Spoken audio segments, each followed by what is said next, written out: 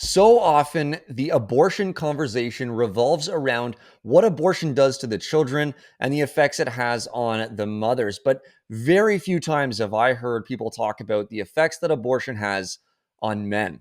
Today, we talk to one of those men.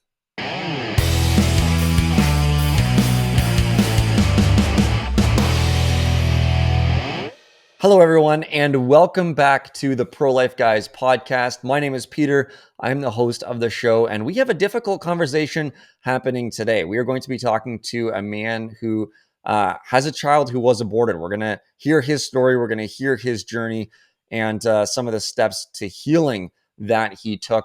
Before we get there, I'd like to introduce my co-host once again. His name is Cameron Cote. He is wonderful. He's kind of like the expert of the show and a real genius. And so here he is, Cam Cote. How are you, sir?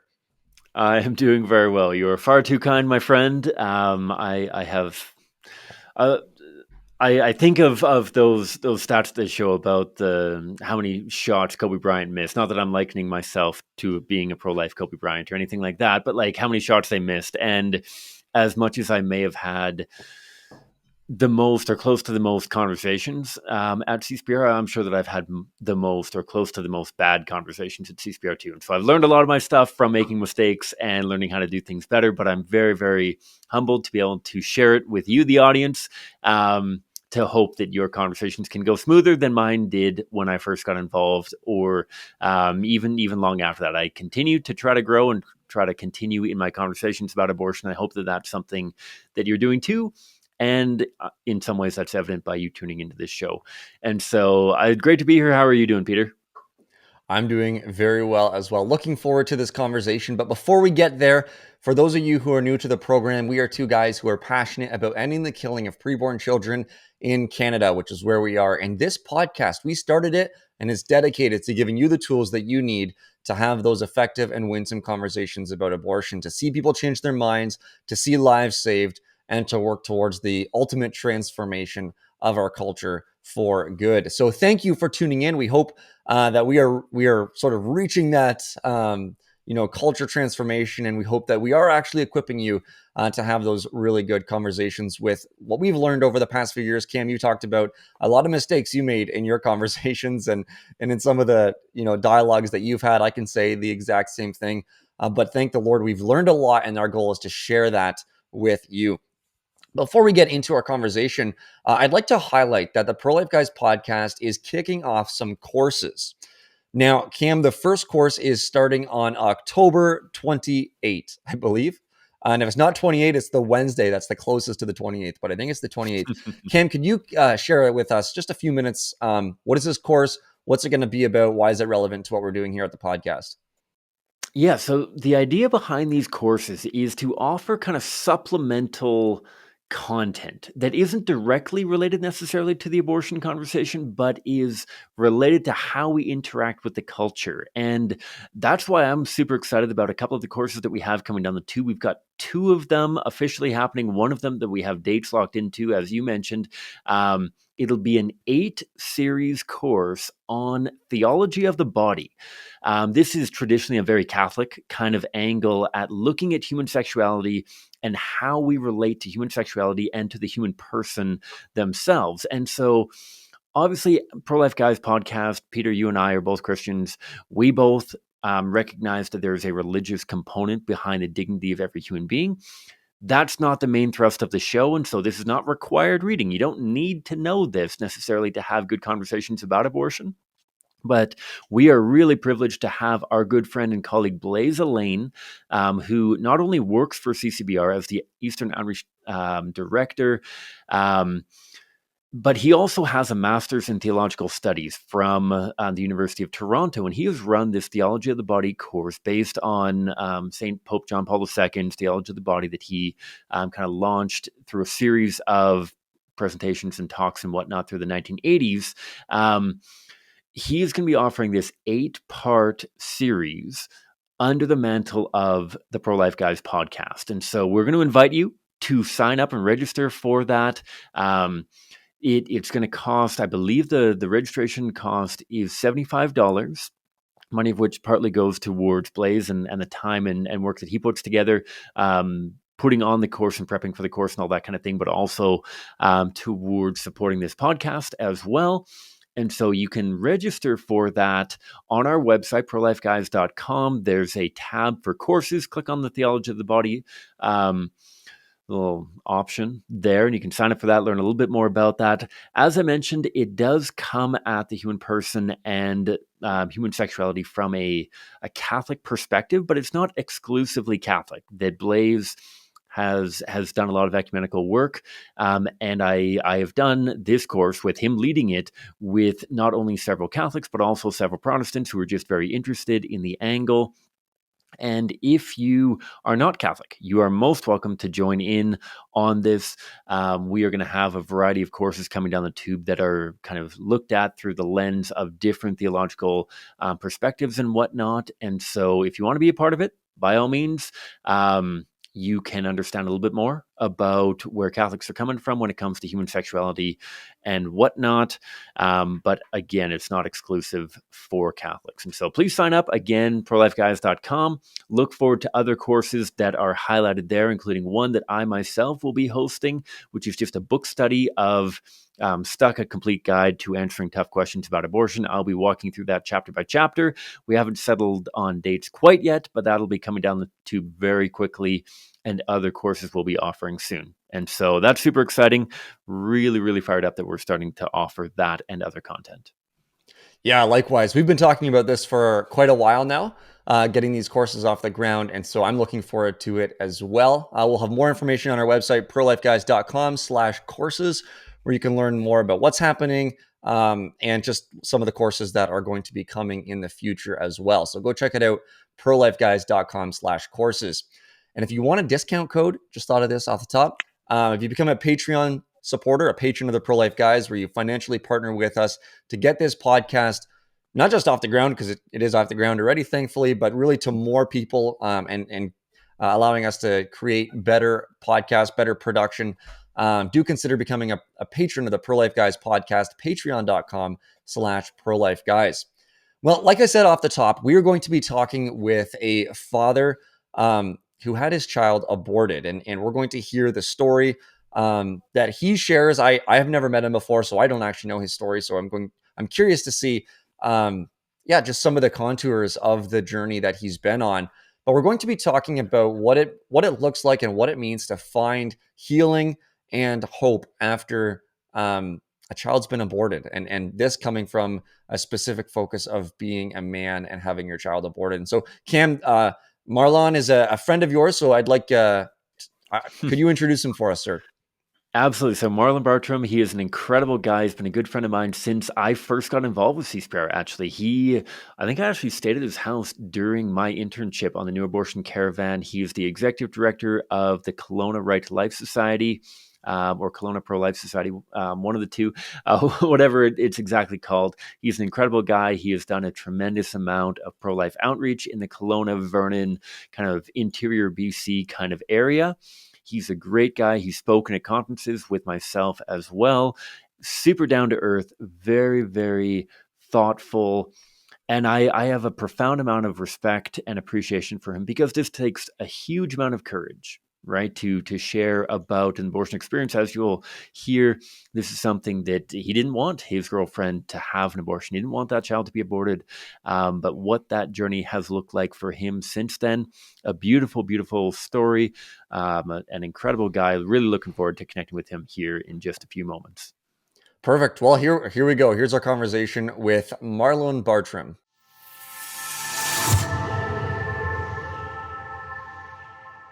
All right, Marlon Bartram, thank you so much for joining the program. How are you doing, sir? I'm doing just fine. Thank you so much for asking, and thanks for having me. Yeah, it's our pleasure. We appreciate the wide variety of guests we've had on the show, and you and I have been in touch, Marlon, for the last little while about having you as a guest on our show. I think that you have a very very powerful testimony yourself, and I hope that we can have a very, very interesting conversation about men and abortion. I think that men are so often forgotten in the abortion conversation. And before we dive into engaging men and trying to get men more involved in standing up for the lives of their preborn children. I'd love to just kind of set the stage a little bit by talking a little bit with you about your journey. You're working as the executive director of Kelowna Right to Life right now, and yet your journey within the pro-life movement in many ways was slightly different than a lot of people. And I'm wondering if you could share a little bit of your journey with abortion and what that has looked like in your own life, I suppose. Yeah, sure. Well, I can tell you that for about the first 40 years of my life, I really didn't give the issue of abortion much of a second thought. I didn't really care about it one way or the other. I just thought that it was a woman's issue. It was up to them. It was between them and politicians and lawmakers. And as a man, I sort of didn't really have a say in the issue. And as I stated, I didn't really care that much about it. It just wasn't important an issue to me. But then later in life, when I was living with a woman in my late 30s and her early 30s, we found out that she was pregnant one day. And that's when I thought, well, I mean, I'm a grown man. I'm 40 years old, and I can take responsibility for the consequences of my choices and my actions. But she was in a different headspace. She had always been sort of I guess describe her now as a left wing kind of progressive type of person. And I had known that she had had an abortion when she was younger, I think 19 or 20 years old. Um, didn't really bother me or anything. And she was already the mother of an 8-year-old girl, beautiful little girl. But she was scared. I guess she wasn't secure enough in our relationship, and she was worried. She didn't want to end up being the single mom of two kids. So she was very much back and forth. What's she going to do? Is she going to keep this baby? Is she going to have an abortion? And while she was in that space, I needed to look into this whole pro-life versus pro-choice thing because I knew that she was tentatively planning an abortion. And through my research and my looking into both sides of the issue and the arguments for and against, I came down solidly on the pro-life side. I came to realize that this was a small baby, a developing baby. It was another person that was growing inside of her, as we all did in our mother's wombs for the first 9 months of our lives. And it wasn't just about me, and it wasn't just about her, but there was a third life there now that we had a responsibility to and to care for. And I decided I was going to need to try to convince her to keep this baby. So I offered to get married. Let's have a family. Let's be a family together. I'll take care of her. I'll take care of the baby. If she didn't want that, I would take the baby and raise the baby on my own. Or I brought up there's even adoption, like anything but abortion, because I saw some pictures of what abortion does to unborn fetuses and embryos, and it wasn't an option for me. I fully realized that this is killing. This is the destruction, the violent destruction of a human life, and I did everything I could, really, aside from taking physical action to stop her from getting an abortion. But she scheduled one, and it was about 2-3 weeks away, and the day came. It was a Tuesday morning here in Kelowna, and the hospital's just a few blocks down the street here. And the morning came, and I got out of bed early, and I tried to convince her, again, please don't do this. Please, this is a baby. This is our baby. There's got to be a better way. But her friend came to the house to pick her up, and I couldn't stop her from leaving the house. So she left the house with her friend, and I waited and waited and waited and prayed and hoped that she would change her mind, even at the very last minute, just change her mind and get off that table and not go through with it. And it took about 3-4 hours of waiting, and it was agonizing. I felt totally helpless. Earlier I had even talked to a lawyer if there was anything I could do to stop an abortion from happening, and the lawyer said, "There's just no way. You can try, but the case you will lose, and if you want to take it all the way to the Supreme Court, you can, and it'll cost you $250,000, and you'll lose in the end, and your baby will be long aborted by the time that ever happened." So I already had this feeling of hopelessness and helplessness, and that morning was just exasperated that that I was totally out of my control. Saving my own child, my own baby, was totally out of my control. And I think as men, we're programmed to be protectors and providers for our children. And if any man will tell you if his child starts to run out of the street or anything, I mean, his automatic reaction is to react and take action that will save his child. And there was nothing I could do. So finally, about 3 to 4 hours later, I finally got the phone. Finally rang, and I picked it up right away, and it was her. And she just started talking like, "Okay, yeah, I'm just down here, and we're gonna go for lunch, and then I'll be home." And it was like nothing happened. I couldn't. I said, "Well, tell me, did you go through with it or not?" And there was a bit of a pause, and she just said, "Yes, it's done." And I'm telling you, Cameron, my heart just broke. I just fell apart and hung up the phone. And for 3 days, I could not function. I didn't want to eat. I even had thoughts of suicide. It was that bad, and it was terrible. It was a terrible experience, but it told me that this is the killing of a valuable, precious human life, and this is an atrocity in our society that we're allowing. It's totally wrong, and it has to come to an end. And that was over 20 years ago, approximately 20 years ago now, and I'm still as passionate as passionately pro-life as I was the day that happened. And it still hurts from time to time today. It's still difficult to sort of relive that event in my life, and there's always been a big hole in my life since that happened that can only be filled by a child. The child that was my child, and still affects me to this day, and I think it will for the rest of my life. So. Yeah, I'm sure, and I can only imagine, and that's why I'm so grateful for you sharing your testimony here, because I feel like for a lot of people working in the pro-life movement who may not have a personal experience, might not even know somebody very, very close to them who's had an abortion, it can be tempting at times for abortion to be a numbers game, right? The numbers of abortions in Canada and the number of this and the number of that, and become Mhm. a data experience, and yet as you share, this is a very real experience, very personal kind of thing that can be devastating, right? I'm sure that not everyone responds in the exact same way at the exact same timeline, but as you mentioned, you've got several days where you're just grasping at straws, trying to cope with the decision that was made, and um, what was the journey like after? So you talked about how, yeah, for the first 40 years of your life, this was not super relevant. And then it comes, I'm sure in some ways almost out of nowhere in the Mhm. days and weeks and years to follow that. What did that journey, how were you able to not recover per se, but kind of process what had happened? What did that journey of hope and healing, I suppose, look like for you? Is this something that you were you were in a really dark place for a long time? Was it something that you were able to connect with a support group or counseling center? What did this journey after abortion look for you, I suppose? Mhm. Mhm. Well, I think being around pro-life people and being around people who could at least understand or fathom or relate to what I was going through, I think is a great source of healing. Because when you're suffering from an abortion, and I suppose this is true from a lot of women too, society tells you that this is just a blob of tissue. It's just a choice.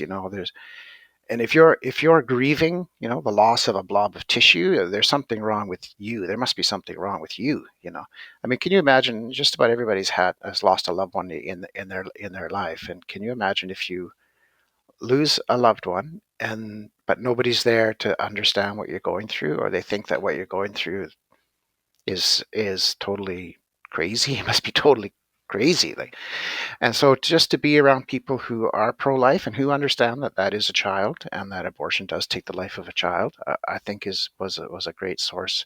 Without that, I don't know where I would be today, because I think you have to have people who are compassionate and who are empathetic when you are going through a tough time. And yeah, and I did go through a post-abortion healing program for a weekend, and that did help tremendously. Again, I think with any trauma, you have to come face to face with what really happened, and you can't just bury things and deny them and push them to the side.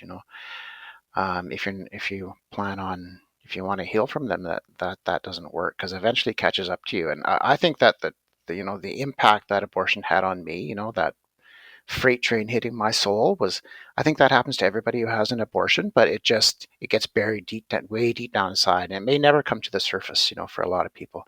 But I think every woman who has an abortion, she experiences at the very core of her soul, at the very core of her being, that is a tremendous blow. It's a loss of her own child, and that's something that is just life changing. So, but it's as I mentioned before, I still feel a great void in my life where that child should be. July 17th was the due date of that baby being born. So, mid-July, I always do the calculation in my head, and I know my boy or girl would have been 16 or 17 or 18. And yeah, it's always there in my mind and in my heart. And I think there's a hope too that, if heaven is real and if all unborn babies go to heaven, I mean, that does give me a sense of joy and hope and something to look forward to in the future, that one day, I'll be holding that little baby in my arms. And that's a great comfort. Absolutely, absolutely, and I'm curious. Obviously, the way that abortion is portrayed in the media, in contemporary culture, I think that they would love to do away with a testimony like yours of somebody who was profoundly impacted by the decision of their partner, grieving and struggling to come to terms with what happened. And I'm sure that you've seen, whether it's the pro-abortion campaigns for Shout Your Abortion, or maybe it was even conversations you had with your partner at the time about what was that journey like to try to help people who may not have been familiar with the pro-life worldview or why abortion was such a big deal. Did you struggle to convey where you were at and why people should care about abortion with the people in your life at the time, or what did that look like for you and the people who were around you at that time, I guess? Well, a lot of the people in my family are very liberal, pro-choice, left wingers. So a lot of them, I mean, I haven't even discussed still with a lot of people in my life and in my family. I have not gone into the details about what my experience was, but I can tell you that in talking to um, innumerable people who are pro-choice, I'm part of a pro-life organization, so I have conversations on a daily basis with people who are pro-choice. And there are many times where, I mean, when someone tells, just on its face, when someone tells me they're pro-choice, they're telling me on a very personal level that they're okay with the fact that my child is dead, that my child was killed, that they're perfectly okay with that. So it's, if, especially in the very beginning, that was still very raw and very personal to me. And of course, I would immediately be on the defense or offense because of that.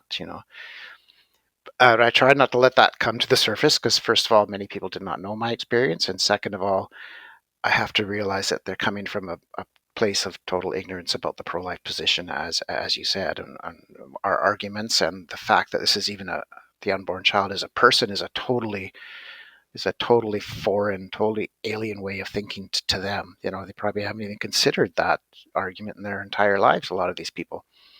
So I had to really kind of suppress and put to the background this fact that this person's actually saying they don't care that my child was killed. That's a very personal, offensive position to take, in my view. So yeah, I struggled with that a lot. Most people, I think, who are pro-choice, I do think they actually have good intention. They're just it's just that they're just ignorant. I mean, we have a lot of common ground with pro-choicers, and that they care about kids. When they talk about, oh, do you really want a child to grow up, suffering or abused or in a bad home or in poverty, et cetera, et cetera? I mean, they're telling me that they care about kids, and I do too. Of course, I do too. It's just that they are ignorant of the fact that the child before they're born is just as valuable and just as precious as the child is after they're born. So I think it takes a bit of a mindset to speak with someone who's pro-choice and not get upset. Really, you know, I mean, you have to sympathize and realize that they just don't know. I guess to be reminded, of what Christ said on the cross. Forgive them; they know not what they do, and you have to take that very, very literally and apply it to that person. Yeah, I think that's beautiful. And I think time and time again I have conversations, whether with our volunteers or with our interns, after a hard and a heavy session of pro-life outreach where they're speaking to high school students or university students who are just parroting a lot of these pro-abortion slogans or one-liners and whatnot, and just challenging them on what chance do these kids have to this point when their parents support abortion, when their school supports abortion, when all of their social media Mhm. influencers support abortion? What chance does this kid have to not support abortion, I guess? And I think that you hit the nail on the head Mhm. there with being able to build that common ground and connect with people in a meaningful way and not lash out at them for their insensitivity per se, even though they are often being insensitive, not lashing out with them with the hard truth, as it were, but trying to connect with them and trying to facilitate a meaningful conversion for them. And another thing that Mhm. I'd love to touch on that you mentioned a couple times there was how much you benefited from your association with other pro-lifers, whether individuals or pro-life groups. And again, the media often wants to paint this impression that pro-lifers are hostile, they're judgmental, they're condemning. The pro-abortion movement is supportive and loving and compassionate.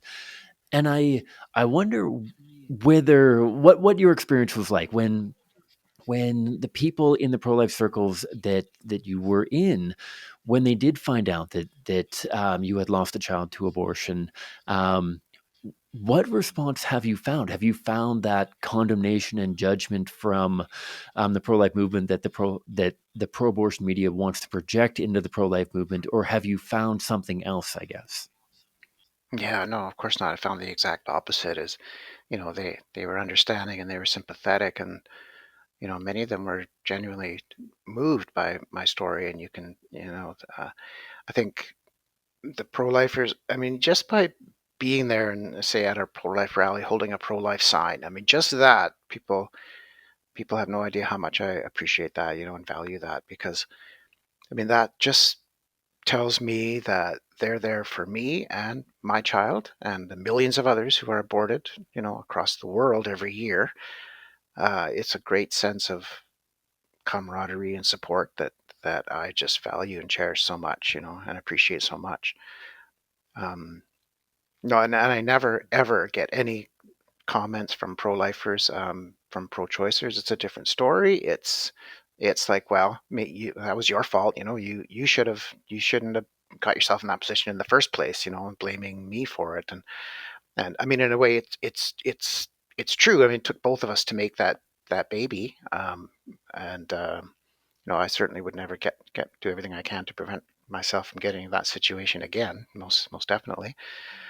But no, there's no very little connection from the pro-choice side as to sort of empathizing with me and trying to understand what I went through on a very personal and very painful level. But from the pro-life side, it's been all support, all support. And I'm so glad to hear that. And that's something that we work hard on this program, the Pro Life Guys podcast, and in CCBR and all the outreach that we're doing to be able to convey that. I think of I mean, I've spoken to hundreds, if not thousands, of people who have had abortions or been directly related to somebody who's had an abortion or something like that. And the relief that I often see on their face when they realize that I'm not there to judge them, when I can share with them, and I have friends from high school, from university, from now, who have had abortions, and I love them deeply, and I want the best for them. And I want to help them, and I want to help them find recovering and healing and all that sort of thing. Um, that has gone so far because they're anticipating this rejection, and when they find acceptance within the pro life movement and acceptance where they can adequately process their emotional landscape and not be told constantly that they have to bury any grief, any anger, any sadness because you should be proud of your abortion, or you should be happy that you had an abortion Mhm. because it's allowed you to do all these other things. The sense of relief for a lot of people has been incredible. And I know that you've done a significant amount of pro-life outreach in various capacities, in the interior of BC and elsewhere as well, I know. And I'm curious, when you're interacting with people who, whether they have a similar experience to you, where they're a reluctant or an unwilling um, person connected with abortion, or even somebody who willingly had the abortion or tried to compel somebody to have an abortion, what have you found to resonate with them and build that connection, that on a human level, that has kind of broken through and shown them that you're not there to judge them, that you want to speak the truth, but you want to speak the truth with love, with compassion, and you genuinely care about them and not just a preborn child. Does that make sense? What have you found to resonate with people that you've spoken to? Yeah, and that's a difficult one because I think people who are post-abortive can be at so many different places and be experiencing such a wide range of emotions. You know, some can be still just very, very angry, and not just at maybe the people who forced them into the abortion, but um, just uh, when you say you're pro-life, you remind people of the abortion that they had, and it can be the most gentle pro-life sign you're holding. You know, it can say, "We will love you and your baby," and if they've had an abortion in the past, and that it just triggers them, and they immediately lash out at the messenger instead of um, processing and realizing that the source of their anger, their guilt, their frustration is the actual abortion that they had, not the person reminding them that they had an abortion.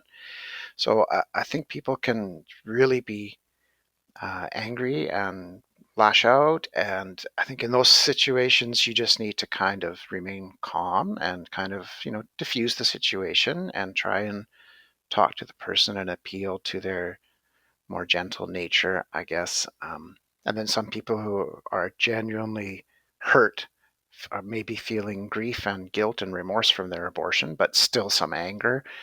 Some people maybe just totally don't even want to think about or talk about an abortion in their past. So it's really hard, I think, is to identify where a person is on that sort of scale or range of emotions.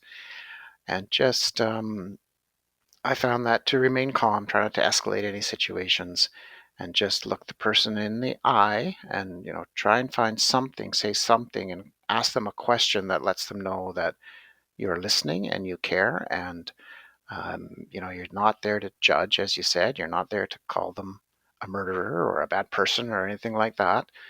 Even though that's hard because that's the message they're getting. Especially, we do the graphic images demonstrations sometimes, and you're showing a picture of a child whose body has been completely ravaged by an abortion, is obviously not alive, and that's can be the message that some people receive, is that I murdered my child. This person is saying I murdered my child, and they can react very angrily to that. So I think every person, every situation is different, and you just need to employ um,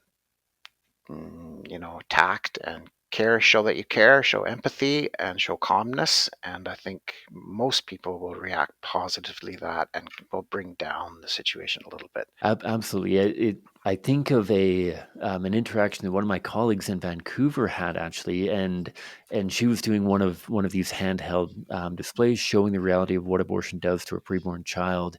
And she had a young woman come up and scream at her for 10 or 15 minutes. Just, how could you show that this and this and this? Women who have had abortions, they have reasons for why they have abortions, and my colleague was just able to share with compassion. We're showing this because we want to prevent this in the future. We're not condemning people for what they've done in the past. We see this from the past. We want to stop it in the future so that we can help you and support you and this and this.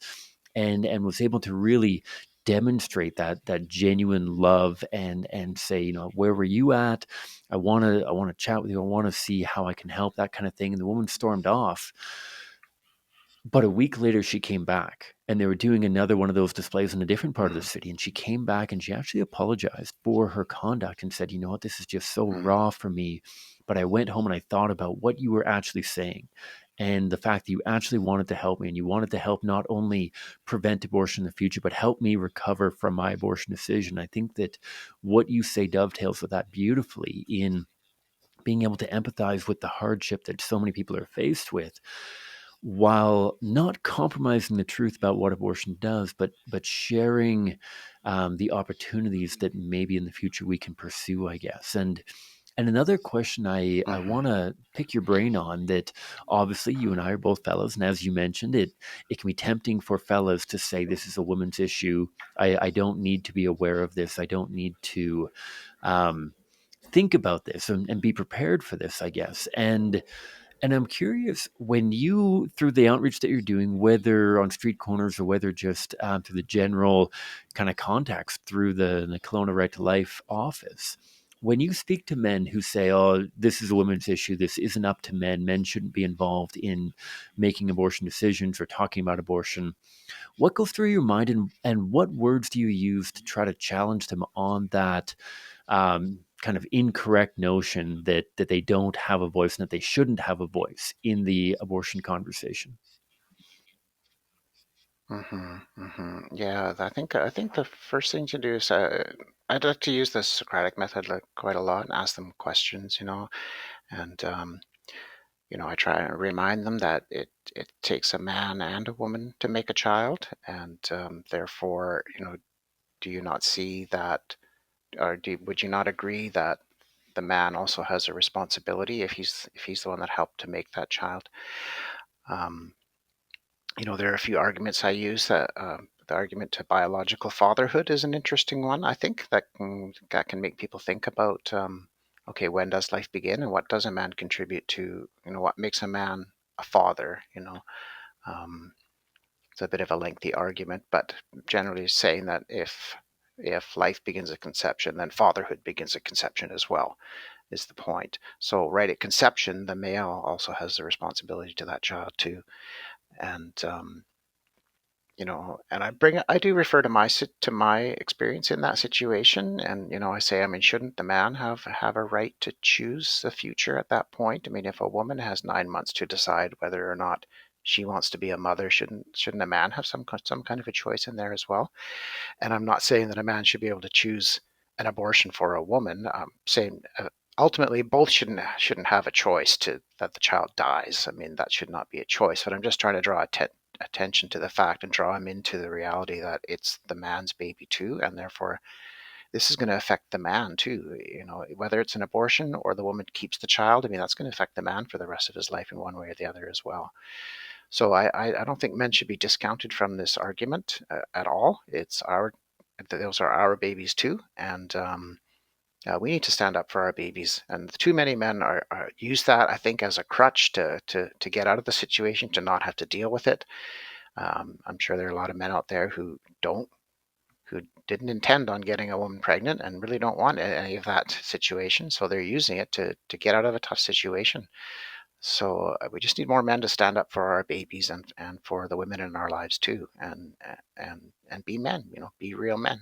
That hits it right on the head of being real men, being providers, being defenders. I've spoken to countless men and and women, and I love talking to guys and their girlfriends together, or men and their wives together. And because a phenomenon that I see time and again, and I don't know if you've experienced this as well, or what your thoughts would be on it, is that I've spoken to a lot of men who will defer to the woman, and she'll say, well, you know what, I just don't know if I'm ready for to raise a child on my own. I don't know if I'm ready for this or that or the other thing. And through her language, her body language, everything, she's demonstrating that she's expecting her boyfriend to leave at the first sign of danger, and that she has no faith in Mm. that guy actually being a man, as you mentioned. And I love being able to say to her, but if your man said that he was going to be there for you, and if he dedicated himself with with all of his brokenness and all of his faults and all his failures to try as hard as he can to support and help you and be a family, would that change the way you would look at a pregnancy? And sometimes the eyes go wide, and well, I've never thought about it before. I've never actually thought that my boyfriend would stand up like that. And I know tragically that Mm. wasn't, I don't know if sufficient is quite the right word, but that didn't resonate with your partner, and that wasn't able to persuade her away from abortion. But I've seen that play out time and time again with couples when the men realize that sometimes the I don't know if I can handle this is a plea for help. I just want to be confident that you're going to be here side by side, not making this perfectly easy, but in this with me. And as soon as you say, no, you might not be able to do it by yourself, but I'm here with you. I'm going to help you. I'm going to be here every step of the way. Then abortion goes right out the window. And I'm curious, have you seen that? What are your thoughts on that kind of presenting not only to the girlfriend, but challenging the fella, as you mentioned, to be a man, to be that defender, to be that protector, and how that can really empower people on a very individual, very personal level to protect their children, born and preborn, I guess. Yeah, and I mean, I've read articles and I've seen statistics on that, and um, listened to testimonies on that where the woman has indicated that, if the man would have been there for her, she would have chosen life for the baby. She would not have gone through with the abortion.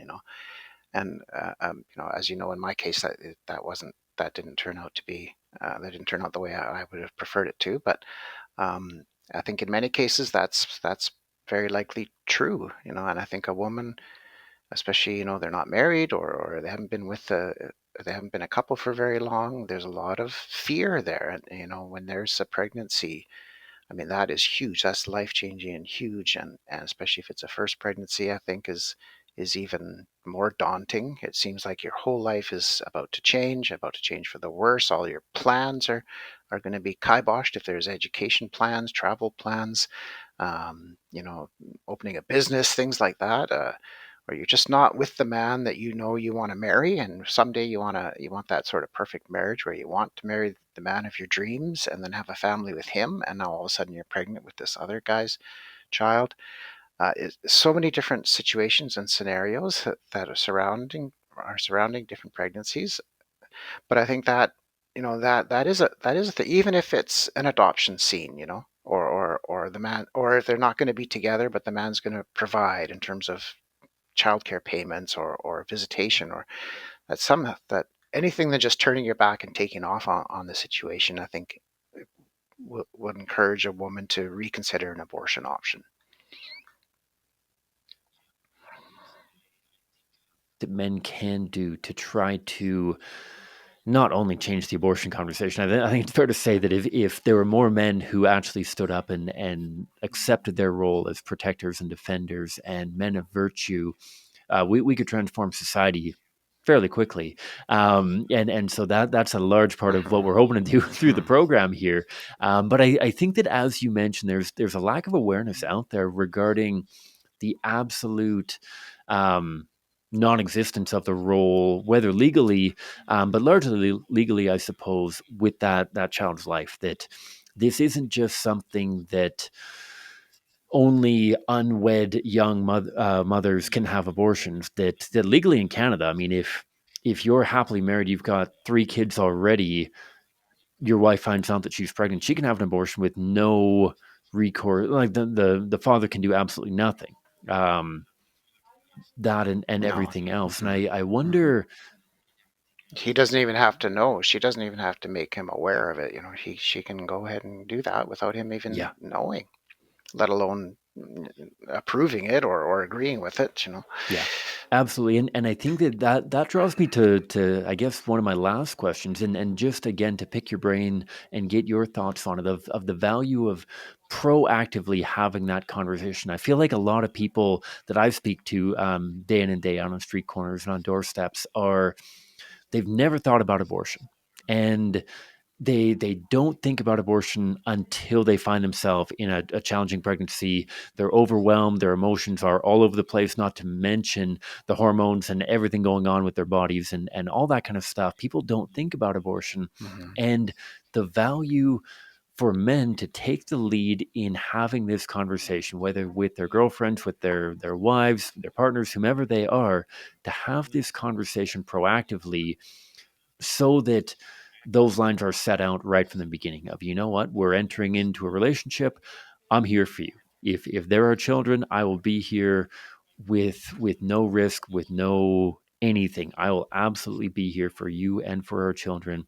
What are your thoughts on being proactive, and what kind of suggestions would you have to help men make the case for life, as it were, whether it's an elevator pitch or whether it's a longer form? How What are your thoughts on people having that proactive conversation? And second of all, what do you think could be effective ways of having that conversation? What does that look like? What would you encourage people to consider saying when they're having that conversation, I guess? Yeah, well, that's a difficult one. I mean, I think abortion should just be illegal. Like there should just be that. It just should not be an option for either the men or the women. And so really that type of conversation, but probably, I mean, realistically in today's day and age, it is legal, of course. And as you mentioned before, people are conditioned from a very early age through media, through their education, probably through their family lives, that abortion is okay and that sex is just for recreation, and that it's okay to engage in it as long as it's safe, et cetera, et cetera, et cetera. So, but I think you're right. I guess people have to be convicted that they don't want abortion in their life, men especially, and that um, I think those conversations probably would serve to divert a lot of situations from happening in the first place, from pregnancies from happening in the first place. And if it does happen, then if both people feel secure that, they're open to life in their relationship, they're open and willing to accept the consequences of their actions, both of them are on the same page, then you probably would see a reduction in abortion. But ultimately, I just think it needs to be made illegal eventually. And when that's going to happen, I think it will happen eventually in this country. We see it in the south of border of us. We see it in Texas. It's essentially illegal after the heartbeat can be detected, which is a huge victory for us, I think. That has the potential to spread to other states. Roe v. Wade apparently is going to be revisited very soon here in the U.S. And I think, they say that the possible outcome is that it goes back to the states on whether or not to regulate abortion. But I think if the Supreme Court rules that that unborn child is a person, I can't see how they would allow any state to allow abortion. I think that would be the ultimate victory for us, is to say, yes, that is a person from the moment of conception. You are a person and you have the right to life. And eventually that'll happen. I mean, it happened with slavery. We denied slaves their personhood status and said they weren't fully human and that it was okay to own them and kill them and buy and sell them. But eventually that injustice went by the wayside. And I think the same thing is going to happen with abortion. It's just a matter of time. I hope I live to see the day, because it'll be the best day of my life, I can tell you that. But if I don't, I mean, I think eventually I will see it from heaven. I'm hoping. I'm hoping. I'll also watch the fireworks celebration from heaven, I guess, and get a front row seat. You know. Yeah. And I So. think that's a great way Mhm. to wrap up this conversation, Marlon. I think that brings the connection from the personal level to the national level to the widespread number, right? That we start by talking about the very real experience that people have with abortion, the challenges, how to navigate those within your own Mhm. family life, how to be a true man and a true father, defending and protecting your children.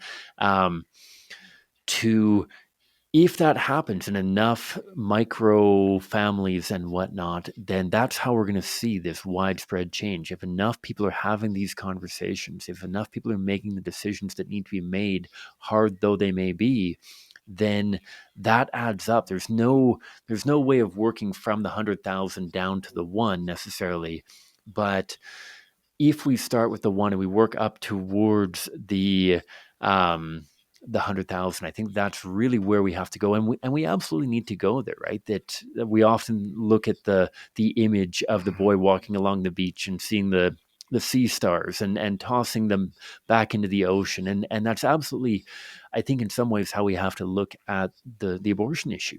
That we can't necessarily end all 100,000 abortions that happen every year in Canada through one fell swoop, sort of thing. Mhm. We need to work person by person by person, changing hearts, changing minds, um, and working from both ends, right? That you look at, you mentioned that legislation in Texas and how informative that has been for people as an educational tool as well. And so I think this is a great way to look at the abortion conversation and connect the personal to the national, the small scale, one child, one family at a time, to the 100,000 children and the countless mothers and fathers who are connected. Um, just in closing here, I wonder, Marlon, if you could offer a word of hope, of encouragement. Maybe somebody who's listening today has an abortion experience in their own past. It's something they've been grappling with on their own for a long time. What words of encouragement would you offer to them, and maybe what help or resources or kind of connections would you encourage them to check out and get involved with, I guess? Hmm. Yeah, well, I think if people are suffering with guilt or shame or unresolved grief that from a past abortion, a lot of people may not really even pinpoint that what they're experiencing is from an abortion in the past.